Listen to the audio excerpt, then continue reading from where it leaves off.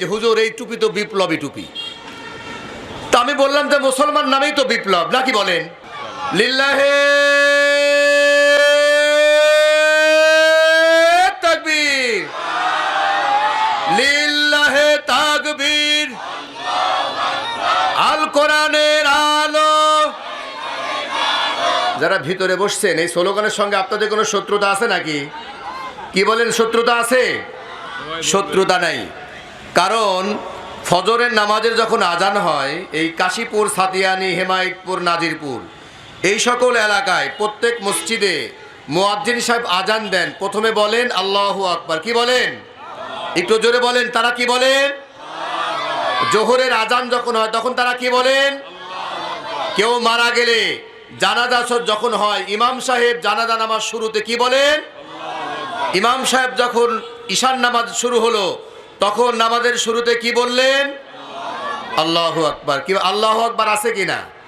একটু জোরে বলেন আল্লাহু আকবার আছে কিনা? আছে। এই স্লোগান দেখলে অনেক মানুষের চুলকানি হয়, চুলকানি হয় না? আজকে আমি এরকম আর একটা ডিজাইনের টুপি পরেছি, পাবনা আলিয়া থেকে আসছি। তা আমার এক পরিচিত মানুষ আমাকে বলছে যে হুজুর এই টুপি তো বিপ্লবী টুপি।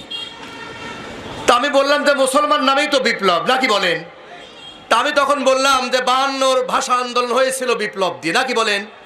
71-এর স্বাধীনতা আন্দোলন হয়েছিল বিপ্লবে, আর আপনার 36শে আগস্ট সেদিনও হয়েছে বিপ্লবে। মুসলমান মানেই তো বিপ্লব নাকি বলেন?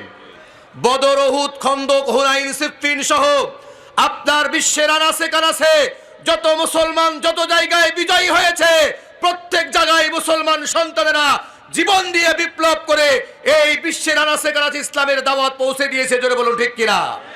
আরো জোরে বলুন ঠিক কিনা? সুতরাং নারায়ে তাকবীরের স্লোগান এটা হবে বিপ্লবী স্লোগান। জোরে বলুন ঠিক কিনা? এটা মরে যাওয়ার সময় স্লোগান, বেঁচে থাকার স্লোগান, আজানের স্লোগান, নামাজের স্লোগান, জায়নামাজের স্লোগান, ঘরের স্লোগান, বাইরের স্লোগান, রাজপথের ময়দানের স্লোগান। জোরে বলুন ঠিক কিনা?